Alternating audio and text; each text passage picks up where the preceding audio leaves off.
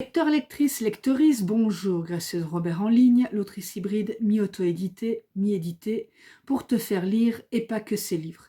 Donc dans cette chronique, je vais te parler du livre que j'ai lu en te développant différentes parties avec le sujet de l'œuvre, les problématiques, mon avis sur l'œuvre, les thématiques, mon personnage préféré et à qui je recommande ce type de livre. Donc si tu aimes cette vidéo, n'hésite pas, tu la likes, tu peux aussi t'abonner à la chaîne et la partager. Je te remercie de ton écoute et je te dis à tout de suite pour la suite. Lecteur, lectrice, lectrice, bonjour, Gracieuse Robert en ligne, l'autrice pour te faire lire et pas que ses livres. Aujourd'hui, je vais te chroniquer Quand. Alors, c'est un livre qui a été écrit par le docteur Michael Breus et qui parle du biorhythme idéal. Et donc, de faire ta révolution chronobiologique en réalisant pleinement ta vie. Et donc, je vais te lire le résumé pour t'expliquer un petit peu pourquoi j'ai plongé dans ce livre. Et si la question n'était pas quoi faire ou comment faire, mais quand faire? Médecin réputé et spécialiste du sommeil, le docteur Breus est parti d'un constat simple. Notre système circadien, plus connu sous le nom d'horloge biologique, contrôle tout notre organisme. Mais sommes-nous tous réglés sur la même horloge? En s'inspirant des rythmes des animaux, le docteur Breus a mis au point une méthode permettant de définir 4 profils types. Faites le test et découvrez si vous êtes dauphin, lion, ours ou loup. Une révolution s'offre à vous. Vous allez enfin vivre selon votre biorhythme. Trouvez le moment idéal pour déjeuner, prendre vos médicaments, discuter avec vos enfants, faire la sieste, demander une augmentation, faire l'amour, écrire un roman, passer un coup de fil, et tant d'autres choses encore pour vivre mieux, en meilleure santé et réaliser pleinement votre vie.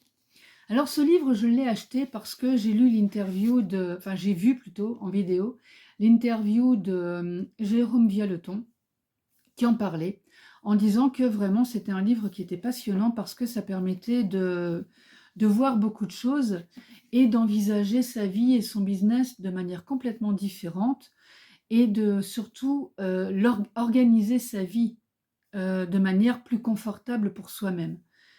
Et du coup, je l'ai acheté en me disant, tiens, Jérôme, quand il parle d'un livre, en général, c'est vraiment quelque chose qui apporte un mieux-être. Et c'est vrai que donc j'ai fait le test dont on parle ici. Alors maintenant que tu as regardé ma chronique, je vais quand même me présenter, Gracieuse Robert, l'autrice. Donc moi j'écris des histoires, j'allais dire contemporaines, mais non, pas que, parce que j'ai aussi écrit une histoire fantasy, j'écris aussi des nouvelles. Donc je suis plutôt une autrice slasheuse, c'est-à-dire que je vais écrire des romans, des nouvelles, des lettres, des histoires courtes, des histoires longues, avec des thématiques quand même que j'estime assez fortes.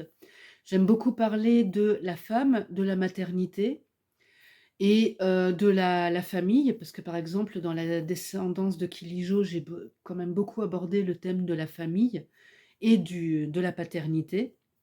C'est-à-dire que mon personnage a eu une enfant, il apprend qu'il est père quand elle a 5 ans, et étant donné que la mère est morte, il va récupérer l'enfant pour l'élever lui-même.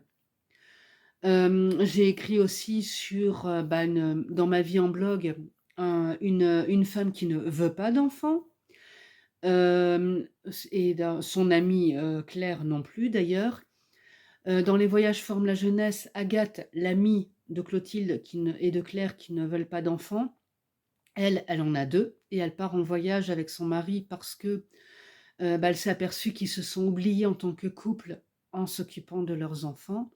Madame Eugénie, qui est une nouvelle, là par contre c'est justement est-on une femme si on n'a pas d'enfant? Parce que je lis quand même assez souvent que une femme est une femme accomplie quand elle a eu un enfant.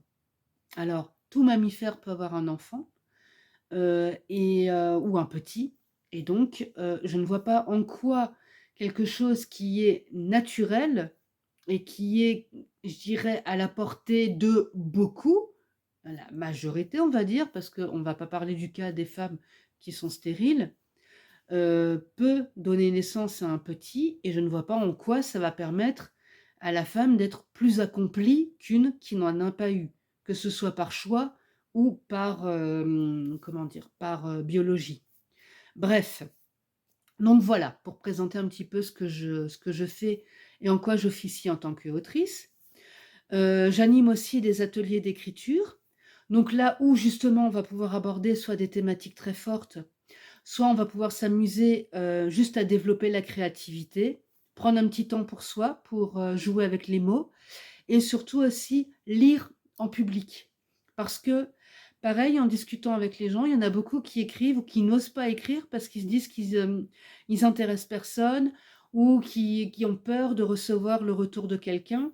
Mais, on peut faire des retours constructifs et on peut justement en s'entraînant améliorer pas mal de choses.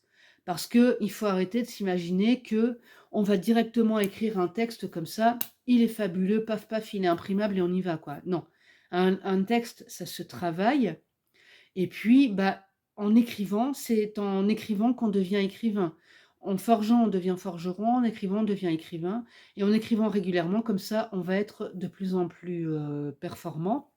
On va avoir moins de mal à trouver ses mots, on va pouvoir faire un texte plus facilement, trouver ses idées plus facilement et on n'est pas obligé d'écrire un roman de 300 pages au premier coup, hein. On peut très bien écrire un petit texte de 10 lignes, voir un petit peu ce que ça donne et passer ensuite en montant en longueur ou en thématique ou voilà, c'est, la thématique des ateliers, c'est ça. C'est vraiment d'accompagner dans l'écriture et de voir après jusqu'où la personne veut aller en atelier. Pour l'instant, je préfère animer des ateliers en groupe. On ne sait pas ce que je ferai par la suite. L'avenir nous le dira. De toute manière, tout est sur mon site que je mets en description. Et donc pour les chroniques, alors ça c'est pour les auteurs, qu'ils soient édités ou auto-édités.